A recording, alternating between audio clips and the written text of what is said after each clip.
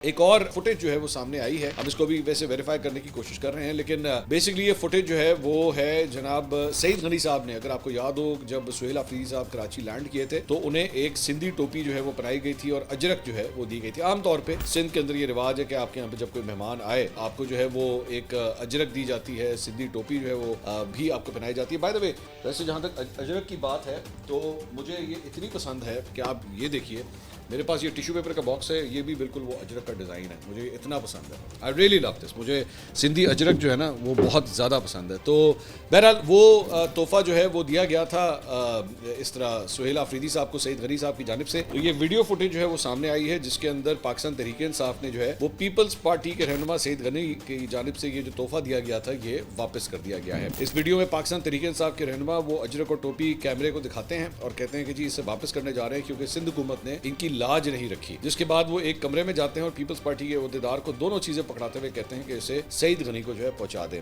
मुझे अजीब लगी वैसे ये बात, मेरे ख्याल में ऐसा नहीं करना चाहिए। आपको जब कोई गिफ्ट आपको दिया जाता है तो आप उसे इस तरह वापस नहीं करना चाहिए, लेकिन मेरा ख्याल में निस्बतन चले होंगे पीपल्स पार्टी से पाकिस्तान तहरीक इंसाफ के गिले शिकवे होंगे, बट निस्बतन आप ये कह सकते हैं कि उन्होंने ज्यादा अच्छा, कम से कम पंजाब गवर्नमेंट से बेहतर जो है उन्होंने रोल अदा किया और ऐसा नहीं होना चाहिए था।